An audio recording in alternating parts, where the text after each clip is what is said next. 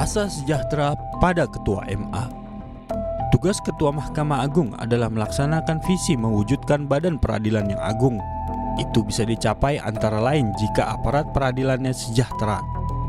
Hakim Agung Sunarto yang Rabu terpilih sebagai Ketua Mahkamah Agung menegaskan personel di pengadilan baik hakim maupun aparatur peradilan harus dalam kondisi ideal agar dapat melayani dan melaksanakan fungsi pengadilan dengan tujuan utama mewujudkan keadilan bagi masyarakat.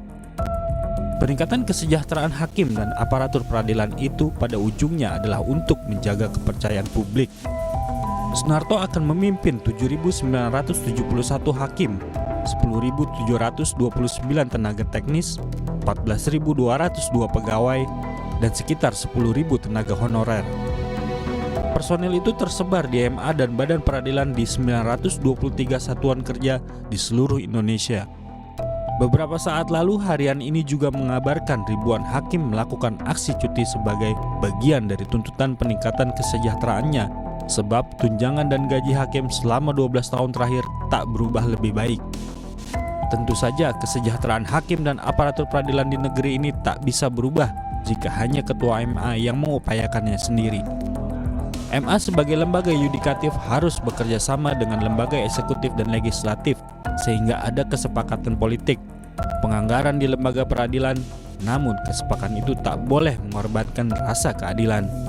Hakim adalah perpanjangan tangan sang pengadil sejati. Setiap putusan hakim bukan hanya dipertanggungjawabkan secara hukum dan etika, melainkan juga kepada sang Khalik. Setiap putusan hakim selalu diawali dengan irah-irah demi keadilan berdasarkan ketuhanan yang Maha Esa. Dengan menyadari posisi yang mulia itu, semestinya tak ada lagi hakim atau aparatur peradilan yang melakukan perbuatan tercela, terutama korupsi, apalagi jika sudah diperbaiki kesejahteraannya. Sunarto sebagai hakim dengan pengalaman yang lengkap yang pernah menjadi wakil ketua MA non-yudisial dan yudisial membawa harapan baru dalam penegakan hukum di negeri ini.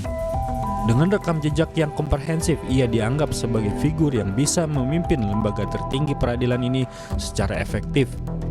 Keterpilihannya tidak hanya mencerminkan kepercayaan para hakim, tetapi juga ekspektasi akan perbaikan yang nyata kepada lembaga peradilan. Kepercayaan publik pun terjaga, kemandirian peradilan dan aparaturnya juga tidak terganggu, intervensi kekuasaan atau kesejahteraan. Janji Sunarto perlu diwujudkan melalui langkah konkret. Di luar isu kesejahteraan, MA juga memerlukan reformasi dalam sistem manajemen perkara dan peningkatan kualitas putusan.